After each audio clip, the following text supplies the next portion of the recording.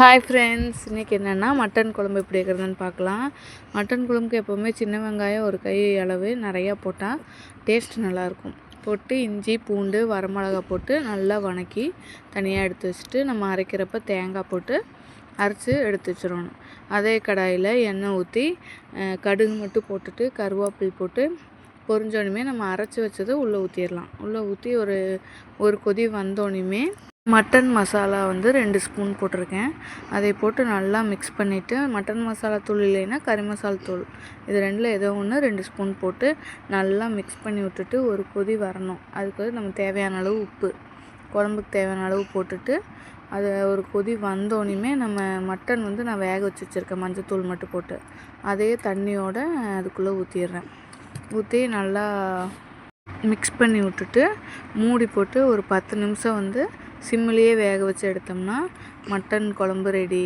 ஏன்னா நம்ம எல்லாம் வெந்துருச்சு, மட்டனும் வெந்திருக்கு, நம்ம வணக்கி தான் அரைச்சிருக்கோம். அதனால் ஒரு 10 நிமிஷம் மட்டும் மீடியமில் வேக வச்சோம்னா மட்டன் குழம்பு சூப்பராக இருக்கும். ட்ரை பண்ணி பாருங்கள். நெக்ஸ்ட்டு பார்த்திங்கன்னா நான் 1/2 kg சிக்கனை தான் பாதியாக குழம்புக்கும் பாதியாக மட்டன் சுக்கா செய்யலான்னு எடுத்து வச்சுருக்கேன். அதில் பார்த்திங்கன்னா மல்லி, மிளகு, சீரகம், சோம்பு, பட்டை, கிராம்பு, கருவேப்பிலை, வரமிளகா எல்லாமே அரை ஸ்பூன் போட்டு நல்லா வறுத்து அதை அரைச்சி தனியாக எடுத்து வச்சுக்கணும்.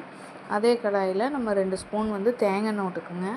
தேங்காய் எண்ணெய் அதில் வெங்காயம், சின்ன வெங்காயம் பெரிய வெங்காயம் ஏதோ ஒன்று, ஒரு வெங்காயம் போட்டுட்டு அதில் கருவேப்பிலை நல்லா வணங்கினோன்னே நல்லா ப்ரௌன் கலர் ஆகிற வரைக்கும் வணங்கிடணும். வணங்கினோன்னே இஞ்சி பூண்டு பேஸ்ட் போட்டு அதுவும் பச்சை வாசம் போனோடனே நம்ம வேக எடுத்து வச்சுருக்கோம்ல கறி, அதையும் உள்ளே போட்டு நல்லா மிக்ஸ் பண்ணி விடணும்.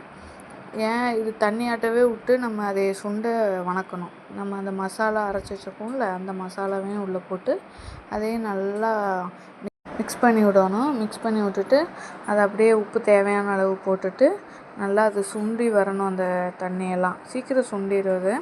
நல்லா இந்த அளவுக்கு சுண்டி வந்தோடனே நம்ம கருவேப்பிலை போட்டு இல்லைன்னா கொத்தமல்லி தழை இருந்தாலும் கொத்தமல்லி தழை போட்டு இறக்கணும்னா மட்டன் சுக்கா ரெடி. ட்ரை பண்ணி பாருங்கள், ரெண்டுமே டேஸ்ட் சூப்பராக இருந்துச்சு. ட்ரை பண்ணி பாருங்கள். இன்றைக்கி சண்டே ஸ்பெஷல் இது தான்.